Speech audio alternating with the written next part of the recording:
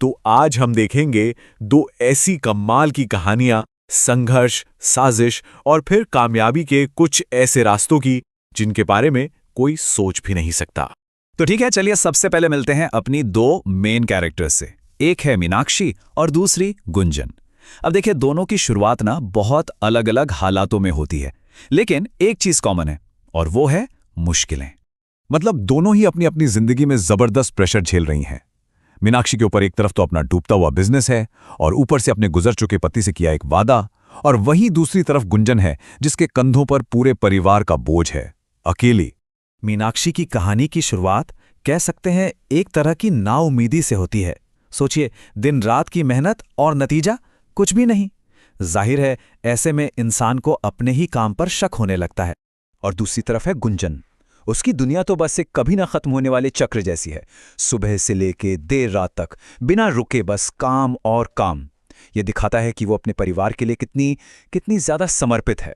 अब होता क्या है, जैसे ही इन दोनों की जिंदगी में थोड़ी सी बेहतरी आनी शुरू होती है, एक उम्मीद जागती है, बस तभी उनकी ये छोटी सी कामयाबी दूसरों को हजम नहीं होती, उनकी आंखों में चुभने लगती है। हाँ, जलन की वजहें दोनों केस में थोड़ी अलग अलग है, लेकिन जड़ तो एक ही है। होता है ना, जब किसी एक की तरक्की को दूसरे लोग अपना नुकसान समझने लगते हैं। गुंजन के जो कॉम्पिटिटर्स थे, उनकी दिक्कत तो सीधी सादी थी।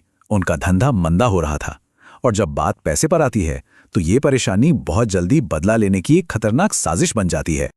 पायल की साजिश देखे, कितनी सोची समझी है, एकदम ठंडे दिमाग से चली गई चाल। उसका बस एक ही मकसद है, किसी तरह मीनाक्षी का खाना बिगाड़ दिया जाए, ताकि जो थोड़े बहुत ग्राहक आते हैं वो भी भाग जाएं। लेकिन गुंजन के साथ जो हुआ वो इससे कहीं ज्यादा सीधा और बेरहमी भरा था। यह सिर्फ कोई छोटी मोटी साजिश नहीं थी, ये तो उसकी रोजी रोटी का जो इकलौता जरिया था ना, उसे जड़ से खत्म करने की कोशिश थी। और अब आता है कहानी का सबसे दिलचस्प हिस्सा। ये साजिशें जो बर्बादी के लिए की गई थीं, असल में नए मौकों के दरवाजे खोल देती हैं। कमाल है ना? तो सवाल यह है कि जब बिल्कुल सब कुछ गलत हो जाए तो फिर क्या होता है? दोनों ही एक ऐसे मोड़ पर खड़ी हैं जहां लगता है कि बस अब आगे कोई रास्ता ही नहीं है। पर मीनाक्षी के केस में तो मानो जादू हो गया। जो संकट था वो पलक झपकते ही एक जबरदस्त कामयाबी में बदल गया। लोगों को वो नई मसालेदार रेसिपी इतनी पसंद आई कि पूछो मत। गुंजन का रास्ता मीनाक्षी जैसा आसान नहीं था। उसके लिए ये संकट तबाही लेकर आया। वो पूरी तरह हार कर टूट कर घर लौटती है। लेकिन शायद कभी कभी पूरी तरह टूटना भी जरूरी होता है, ताकि कोई नई बात सुनी जा सके। और तभी उसका एक दोस्त एक बिल्कुल नया आइडिया लेकर आता है। तो चलिए अब आगे बढ़ते हैं। यहां से दोनों की कहानियां एक नया मोड़ लेती हैं। देखिए, उनके सामने जो मुसीबतें आईं वो तो अलग थी ही, पर उन मुसीबतों से निकलकर कामयाबी तक पहुंचने के जो रास्ते उन्होंने अपनाए वो और भी ज्यादा अलग थे। मीनाक्षी ने यहां क्या कमाल की समझदारी दिखाई। उसने एक साजिश को अपनी सबसे बड़ी पहचान बना लिया, एक तरह का मार्केटिंग टूल, और गांव के सबसे तीखे आलू पराठे नाम से एक ऐसा ब्रांड बनाया जो देखते ही देखते फेमस हो गया। और दूसरी तरफ गुंजन, उसके लिए मौका एक ही था, एक कुकिंग कंपटीशन, और इनाम था 10 लाख रुपए।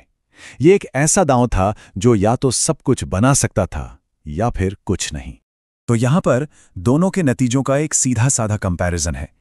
मीनाक्षी ने धीरे धीरे एक एक कदम बढ़ाकर अपना एक कामयाब बिजनेस खड़ा किया, और गुंजन ने एक ही झटके में एक बड़ी जीत से अपनी पूरी किस्मत पलट दी।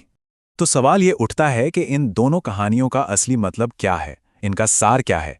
ये हमें इंसान के स्वभाव और मुश्किलों में भी डटे रहने के जज्बे के बारे में क्या सिखाती हैं? इन कहानियों से ना कुछ बहुत जरूरी बातें सीखने को मिलती हैं। पहली तो ये कि कई बार सबसे बड़ी मुसीबत ही सबसे बड़े मौके का दरवाजा खोलती है। दूसरी कि जलन करने वालों का वार अक्सर उन्हीं पर उल्टा पड़ता है। और सबसे जरूरी कि अगर आगे बढ़ना है तो सिर्फ और सिर्फ अपने काम पर ध्यान दो। और ये बात एक सवाल छोड़ जाती है कि क्या जिंदगी में आने वाली सबसे बड़ी चुनौतियां ही असल में कहानी के सबसे दिलचस्प मोड़ की शुरुआत होती हैं?